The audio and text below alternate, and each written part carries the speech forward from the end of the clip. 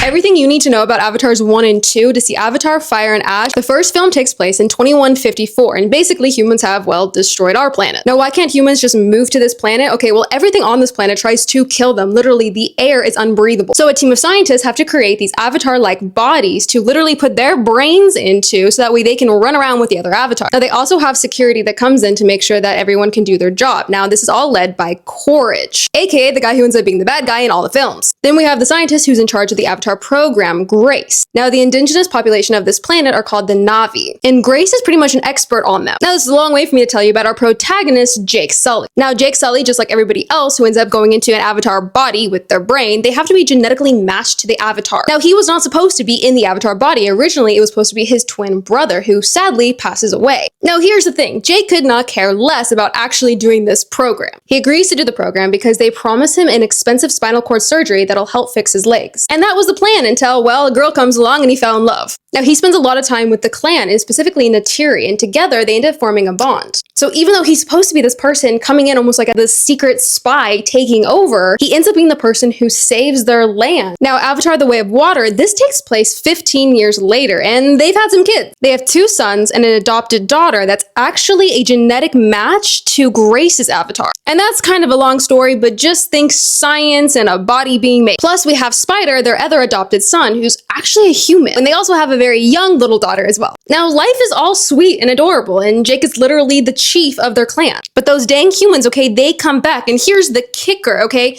Their adopted human son, yeah, okay, that is the son of like their arch nemesis. Remember the General Courage? Yeah, okay, that's his kid. They literally have the consciousness of the Marines who had died in the first movie. They put them in Avatar body. So to protect everyone, they need to leave. Now, in the midst of all of that, okay, we lose Spider. He gets captured by, I guess, technically his dad. Family flees over to the Water Knot. Now, fast forward to the part that you really need to know, which is the fact that Courage, okay, he finds them. And the problem is, he finds out about these whales called Tulkuns, and he says, yeah, I want those. But then get this, okay, Nakiri, okay, she gets captured by Courage, and then Spider gets captured by, well, the mom. As this kind of like bargaining chip, she thinks that maybe by possibility they can like switch or something. Spider does escape, and he actually ends up being the one to save his dad. Now, he doesn't go with his dad, though. He abandons the dad, and he actually goes back to his original family. And we end the movie with them being welcomed into the Water Clan.